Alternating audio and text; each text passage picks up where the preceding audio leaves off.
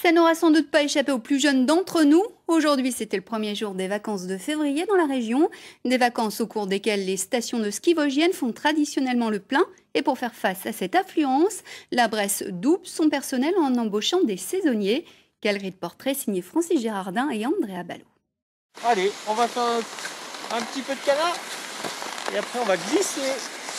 Voilà 2 ans que Jean est revenu enseigner sur les pentes où il avait lui-même découvert le ski. Avec 26 saisons au compteur, c'est l'un des moniteurs les plus expérimentés parmi les 115 qui enseignent dans la station. Et quand l'été arrive, il retourne avec plaisir en Alsace pour enfiler sa tenue de moniteur de canoë-kayak. Justement, c'est l'alternance en fait, c'est de ne pas rester sur la même activité toute l'année.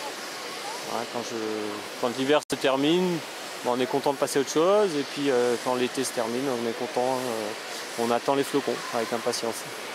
Cette impatience, elle est partagée par les saisonniers qu'emploie la Belle Montagne. Ils vivent pour la plupart dans la vallée et voient la station comme un moyen d'occuper la morte saison.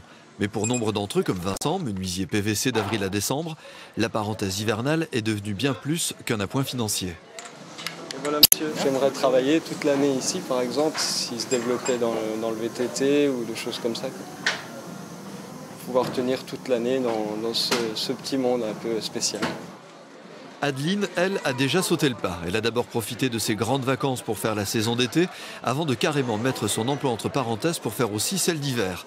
Et entre les deux périodes, elle voyage. En fait, c'est un choix de vie, parce qu'au départ, je suis institutrice, mais je suis en disponibilité pour faire les saisons et voyager avec mon ami. On est parti en Australie, en Nouvelle-Zélande. Voilà, on en profite au maximum. Cette vie de nomade, Florent l'a choisie il y a 20 ans. Originaire du Val d'Ajol, il a fait ses premières armes sur les remontées mécaniques de la Bresse avant de partir bourlinguer dans les stations alpines pour finalement revenir dans ses Vosges.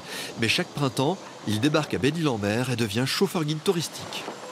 Une fois qu'on a commencé à avoir la bougeotte comme ça, on la perd plus, on a pris le virus et on a toujours envie de nouveautés. On finit toujours par se lasser de quelque chose et puis on a toujours envie de découvrir de nouveaux horizons. Et puis ce qui est assez extraordinaire, c'est toutes les rencontres qu'on peut faire.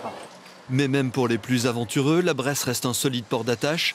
85% des 115 saisonniers actuellement salariés par la Belle Montagne étaient déjà présents l'hiver dernier.